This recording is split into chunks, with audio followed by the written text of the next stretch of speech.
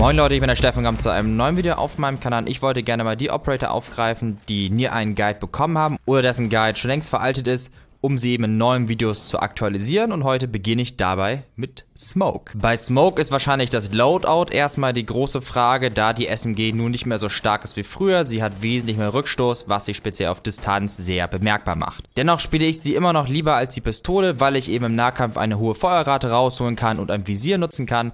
Ich spiele die SMG 11 dabei sehr gerne mit dem Mündungsfeuerdämpfer.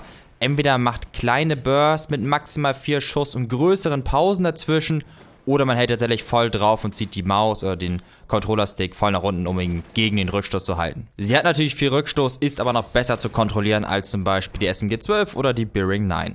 Im Gegensatz zu früher ist es jetzt aber sinnvoller, sich öfter mal Gedanken darüber zu machen, ob man nicht doch die FMG 9 mitnehmen kann und die Schrotflinte mal links liegen lässt. Falls man wirklich viel aufschießen muss und keine Mira mit hat, sollte man Smoke auch weiter mit der Schrotflinte spielen. Falls man aber eben nicht so viel aufschießen muss, kann man auch mal die FMG 9 spielen. Und außerdem kann man ja statt Stacheldraht auch Kontaktgranaten ausrüsten, und dann nimmt man eben diese für 2 mögliche Löcher. Und Smoke hat 2 Rüstungspunkte sowie 2 Geschwindigkeitspunkte. Nun aber doch zur Spezialfähigkeit von Smoke. Smoke hat 3 Gasgranaten, die an Objekten kleben bleiben und ferngezündet werden können.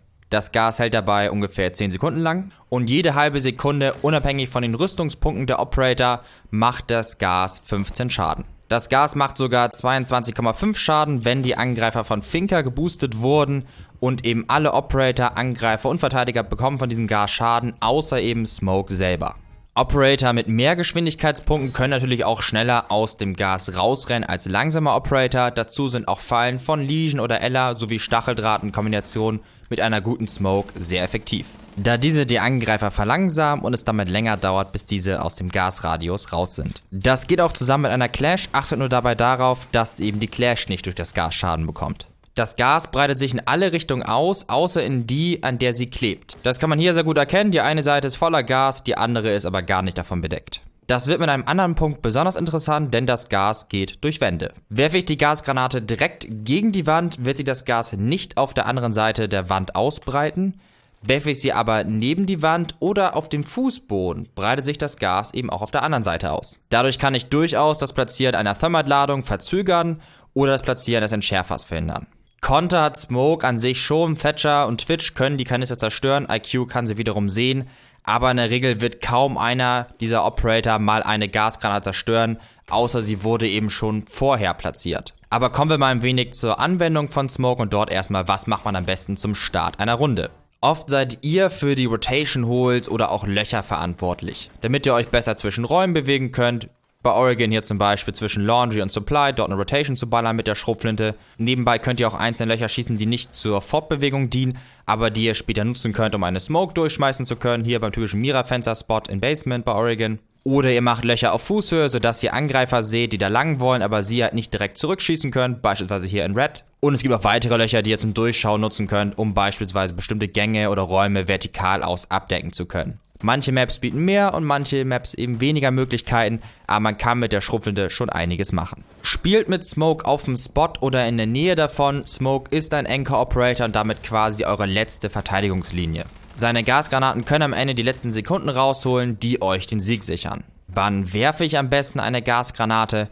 Wenn möglich versucht man die Gasgranaten bis 30 Sekunden vor Schluss aufzubewahren und dann einfach den Eingang, bei welchem die Angreifer durch wollen, alle 10 Sekunden mit einer Gasgranate abzudecken. Das ist aber das Idealszenario und wird häufig nicht zutreffen, weil es entweder mehrere Eingänge gibt und man sich entscheiden muss oder eben die Angreifer schon viel früher Stress machen. Es gilt ein Gefühl zu entwickeln, wann man smoken soll, wenn die Angreifer mit mehreren Mann schon früher pushen, die ersten Rauchgranaten und Candelas reinfliegen, solltet ihr direkt mit einer Gasgranate dagegen wirken und nicht länger abwarten. Denn wenn diese Sachen geflogen kommen, könnt ihr durchaus davon ausgehen, dass die Angreifer nun auf den Spot pushen wollen. Ihr tauscht quasi 1 bis 2 Gasgranaten gegen die Rauchgranaten, Candelas und drum und dran der Angreifer aus, holt dabei auch noch ein bisschen Zeit raus. Ich würde sagen, das lohnt sich schon. Und wenn die Angreifer ohne Rauchgranaten spielen und direkt auf den Spot rennen und ihr das natürlich seht, werft natürlich die Gasgranaten. Am besten dabei auf die Person, die gerade den Entschärfer platziert. Das gilt auch, wenn noch 1 Minute auf der Uhr ist. Ihr habt ja nichts davon, alle 3 Gasgranaten zu behalten, wenn währenddessen aber schon der Entschärfer platziert wurde. Aber dennoch gilt, nur weil ein Angreifer kurz den Stacheldraht weggeschlagen hat, muss man nicht sofort Panik bekommen und alle 3 Gasgranaten werfen. Manchmal sieht man nicht viel, weil die eigene Sicht von einer Rauchgranate zum Beispiel abgedeckt wurde, weshalb man am besten die typischen Plant-Spots auf den einzelnen Karten lernen sollte. Bei Oregon unten ist es zum Beispiel entweder bei der Waschmaschine oder hinten beim Korb. Bei Konsulat haben wir oftmals in der Garage beim weißen Van einen Plant oder beim Konsul oben am Tisch. Bei Coastline, wenn wir Penthouse verteidigen, planten sie entweder gerne hinter dem Bett oder beim großen Fenster. Wenn ihr die Gasgranate dann noch rechtzeitig werft, sollte sie genug Schaden machen, sodass der Plant nicht durchgeht und ihr dadurch die Runde gewinnen könnt. So mehr ihr natürlich spielt, desto mehr Default Plant Spots werdet ihr auch kennenlernen und diese dann auch kontern können.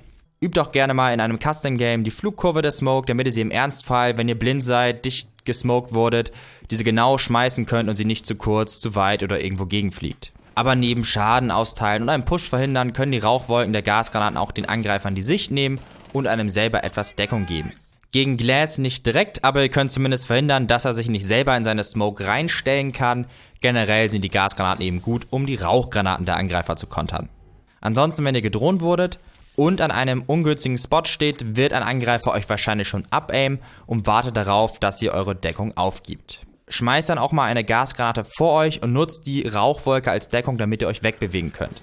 Es lohnt sich definitiv, eine Gasgranate zu investieren, statt im nächsten Moment tot zu sein, weil das bringt euch eben nichts. Falls die Angreifer auf dem Spot sind, der Entschärfer eventuell schon platziert wurde und ihr diesen zurückerobern wollt, nutzt auch mal die restlichen Smokes, um die Angreifer aus ihrer Deckung zu locken oder ihnen Fluchtwege abzuschneiden, sodass ihr sie leichter ausschalten könnt. Genauso können die Gasgranaten auch hier wieder als Deckung dienen, wenn ihr entschärfen wollt. Gegen Schilder sind diese auch ganz gut, da sie eben sehr langsam sind und bestimmt etwas mehr Schaden einstecken werden als andere Operator. Hier und da kann man seine Gasgranaten auch mal vorher platzieren. Bei Oregon macht man das gerne hinter der Waschmaschine. Damit spart ihr euch Zeit und ihr müsst auch nicht eure Deckung aufgeben, um eure Gasgranate zu werfen. Bloß doof, wenn ihr Angreifer da gar nicht lang pushen und ihr damit eure Gasgranate verschwendet habt. Deswegen würde ich das auch nicht zu häufig empfehlen.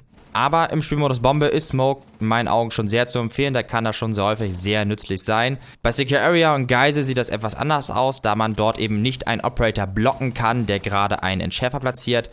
Schlecht ist er deswegen aber auch noch nicht. Smoke ist gut in Kombination mit Mira-Fenstern, um sein Sichtfeld zu erweitern. Valkyrie-Kameras, die einem helfen einschätzen zu können, wann der Push kommt oder wo gerade Angreifer stehen. Stacheldraht sowie Fallen, damit Angreifer nicht so leicht aus dem Gas rausrennen können. Praktisch ist natürlich dabei auch, dass er selber Stacheldraht mitnehmen kann. Dann kann man versuchen, mit Echo zusammen immer wieder abwechselnd den Push zu stoppen.